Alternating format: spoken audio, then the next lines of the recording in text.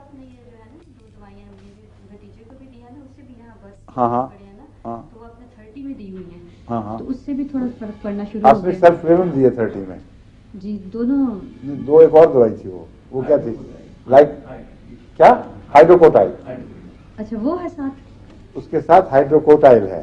اچھا لیکن اس سے بھی فرق پڑنا شروع ہو گیا، وہ 30 میں ہے. یہ میں بتا رہا ہوں یہ 2 دوائیں میں نے استعمال کی ہیں. پہلے آرسنک سلف لیوم اکیلی دیا کرتا تھا جی اور بعض مریضوں کو فائدہ ہوتا تھا اور بعضوں کو نہیں، کم پرسنٹیج کو فائدہ ہوتا تھا. میرا خیال ہے 10-12% سے زیادہ فائدہ نہیں اٹھاتے تھے. یہ ہوتا تھا تو تھوڑا سا فائدہ ہو کر رک جایا کرتا تھا. ان کی مدد کرتا تھا میں سلفر سے اور کبھی سورائنم سے، اور اس کے بعض دفعہ اچھے نتائج ظاہر ہوئے. پھر بعد میں ایک دوا میرے سامنے آئی جو کوڑ کی چوٹی کی دوا ہے اور اس کا نام ہے ہائیڈروکوٹائل. یہ 30 طاقت میں بھی دی جاتی ہے اور 200 طاقت میں بھی.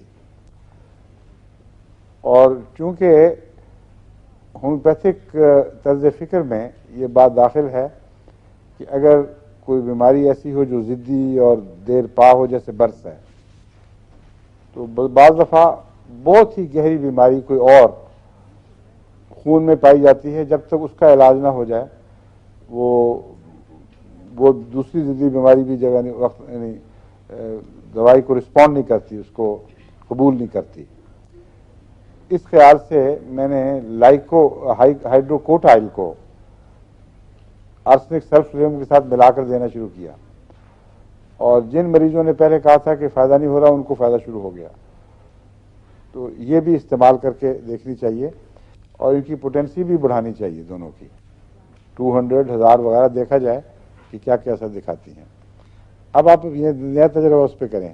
آپ کا بھانجا ہے یا بھتیجا ہے؟ میرا بھتیجا ہے نا. ہاں اس کو سورائنم اور سلفر 1000 میں ملا کے دے دیں، پھر جس طرح کہتے ہیں نا اللہ بیلی، دیکھیں کیا ہوتا ہے. صرف معمولی سا داغ تھے نا، وہ ہلکے ہلکے براؤن ہونا شروع ہوا یہاں سے جوس کیا. ٹھیک ہے، یہی ہوتا ہے ہمیشہ. جی بیچ میں ایک اسپاٹ بنتا ہے جی اور پھر وہ پھیلنا شروع ہو جاتا ہے. اور اگر دوا